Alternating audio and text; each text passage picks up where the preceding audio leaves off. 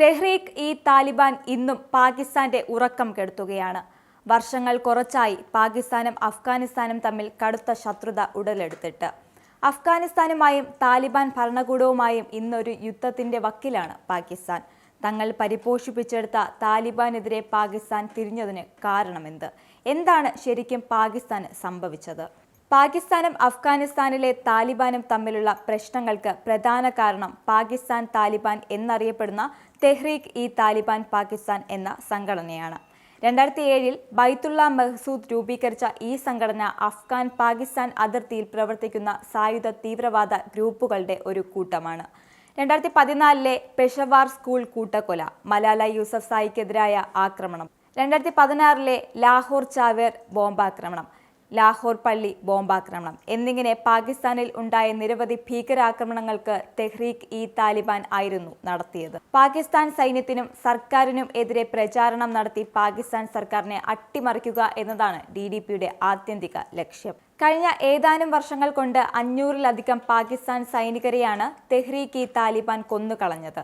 2020 നൂർവാലി മഹ്സൂദിന്റെ നേതൃത്വത്തിൽ TTP പുനഃസംഘടിപ്പിക്കപ്പെട്ടപ്പോൾ മുതൽ സൈന്യത്തിനെതിരെ കടുത്ത ആക്രമണങ്ങൾ അഴിച്ചുവിട്ടിരിക്കുകയാണ് സംഘടന. എന്നാൽ ഇന്ത്യൻ രഹസ്യാന്വേഷണ ഏജൻസിയായ റോ ആണ് അഫ്ഗാനിസ്ഥാനിലെ കോൺസുലേറ്റുകൾ വഴി TTP അംഗങ്ങൾക്ക് ധനസഹായവും പരിശീലനവും നൽകുന്നത്. എന്നാൽ ഇന്ത്യൻ രഹസ്യാന്വേഷണ ഏജൻസിയായ റോ ആണ് അഫ്ഗാനിസ്ഥാനിലെ കോൺസുലേറ്റുകൾ വഴി TTP അംഗങ്ങൾക്ക് ധനസഹായവും പരിശീലനവും നൽകുന്നത് എന്നാണ് പാകിസ്ഥാൻ ആരോപിക്കുന്നത്. Tehreek E Taliban Pakistan Balochistan liberation army എന്നിവർക്ക് പിന്നിൽ ഇന്ത്യയുടെ കരങ്ങളാണെന്ന് പാകിസ്ഥാൻ ശക്തമായി വാദിക്കുന്നുണ്ട്. കാബൂളിലെ ഇന്ത്യൻ എംബസിയിൽ വെച്ച് TTP നേതാവ് മഹ്സൂദ് റോ ഏജന്റുമായി കൂടിക്കാഴ്ച നടത്തിയെന്നും ഇതിന് അഫ്ഗാൻ സർക്കാരിന്റെ പൂർണ്ണ പിന്തുണ ഉണ്ടായിരുന്നെന്നും പാകിസ്ഥാൻ സർക്കാർ വാദിക്കുന്നു. എന്നാൽ ഇക്കാര്യത്തിൽ കൃത്യമായ ഏതെങ്കിലും വിധത്തിലുള്ള തെളിവുകൾ കണ്ടെത്താൻ പാകിസ്ഥാന് ഇതുവരെ കഴിഞ്ഞിട്ടില്ല. 2021 ഓഗസ്റ്റിൽ താലിബാൻ അഫ്ഗാനിസ്ഥാൻ പിടിച്ചെടുത്തതിനു ശേഷം പാകിസ്ഥാനും TTPയും തമ്മിലുള്ള ചർച്ചകൾക്ക് അഫ്ഗാൻ താലിബാൻ മധ്യസ്ഥത വഹിച്ചു. തുടർന്ന് പാകിസ്ഥാനിലെ വിവിധ ജയിലുകളിൽ കഴിഞ്ഞിരുന്ന DDP തടവുകാരെ സർക്കാർ മോചിപ്പിച്ചു. തുടർന്ന് അഫ്ഗാനിസ്ഥാൻ അതിർത്തിയിലുള്ള വിവിധ സ്ഥലങ്ങളിൽ അഭയം പ്രാപിച്ച തെഹ്രീക്ക് ഇ താലിബാൻ വൈകാതെ തന്നെ പാകിസ്ഥാനെ തിരിച്ചടിക്കാൻ ആരംഭിച്ചു. 2021 ഡിസംബർ മുതൽ പാകിസ്ഥാന് നേരെ കടുത്ത ആക്രമണങ്ങളാണ് TTP നടത്തിവരുന്നത്. എന്നാൽ 2023 പാകിസ്ഥാൻ രാജ്യത്ത് അഭയാർത്ഥികളായി കഴിയുന്ന എല്ലാ അഫ്ഗാനിസ്ഥാൻ പൗരന്മാരോടും രാജ്യം വിടണമെന്ന് കടുത്ത നിലപാട് സ്വീകരിച്ചത്. 2024 പാകിസ്ഥാൻ അഫ്ഗാനിസ്ഥാനിൽ വ്യോമാക്രമണം നടത്തുകയും ചെയ്തതോടെ സ്ഥിതിഗതികൾ കൂടുതൽ വഷളായി. കടുത്ത രാഷ്ട്രീയ സാമ്പത്തിക പ്രതിസന്ധി നേരിടുന്ന സാഹചര്യമായതിനാൽ മാത്രമാണ് പാകിസ്ഥാൻ അഫ്ഗാനിസ്ഥാനുമായി ഒരു തുറന്ന യുദ്ധത്തിലേക്ക് പോകാത്തത്.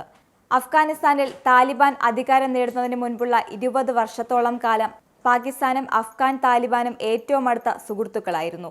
അമേരിക്കയുടെ നേതൃത്വത്തിലുള്ള സഖ്യ സൈന്യം അഫ്ഗാനിസ്ഥാന്റെ നിയന്ത്രണം ഏറ്റെടുത്തപ്പോൾ താലിബാൻ സൈന്യത്തിന്റെ ഭൂരിഭാഗവും പാകിസ്ഥാനിൽ ആയിരുന്നു അഭയം പ്രാപിച്ചത്. ക്വറ്റ, പെഷവാർ, കറാച്ചി തുടങ്ങിയ പല പാക് പ്രദേശങ്ങളും താലിബാന്റെ അഭയകേന്ദ്രമായിരുന്നു. ഏതാനും വർഷങ്ങൾ കൊണ്ട് ഇവിടെ താലിബാൻ ശക്തമായ സാന്നിധ്യമായി മാറി. പാകിസ്ഥാൻ അഭയം നൽകുകയും ശക്തമായ പിന്തുണ നൽകുകയും ചെയ്തില്ലായിരുന്നുവെങ്കിൽ അഫ്ഗാനിസ്ഥാനിൽ അമേരിക്കൻ നിയന്ത്രണം ഉണ്ടായിരുന്ന 2 പതിറ്റാണ്ടുകൾക്കുള്ളിൽ തന്നെ താലിബാൻ നാമാവശേഷമായി മാറിയേനെ. ഇത്തരത്തിൽ വളരെ ശക്തമായിരുന്ന കൂട്ടുകെട്ടാണ് ഇപ്പോൾ കടുത്ത ശത്രുതയിലേക്ക് വളർന്നിരിക്കുന്നത്. നിങ്ങൾക്കും ആനന്ദ മീഡിയയുടെ പ്രേക്ഷകരിൽ ഒരാളാകണ്ടേ?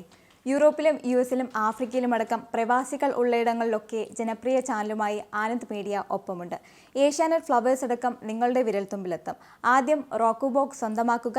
അതിൽ നിന്നും ആനന്ദ് മീഡിയ ആപ്ലിക്കേഷൻ ഡൗൺലോഡ് ചെയ്യുക, ഇൻസ്റ്റാൾ ചെയ്യുക. എന്നിട്ട് 02085866511 എന്ന നമ്പറിൽ ഞങ്ങളുടെ കസ്റ്റമർ കെയറിൽ ബന്ധപ്പെടുക. അല്ലെങ്കിൽ +91 735 660 3747 എന്ന നമ്പറിൽ വാട്സപ്പ് ചെയ്യുക. ആനന്ദ് മീഡിയയുടെ സേവനങ്ങൾ സ്വന്തമാക്കുക. മറ്റു ചാനലുകൾക്കൊപ്പം ആനന്ദ് TVയും എൻജോയ് ചെയ്യുക.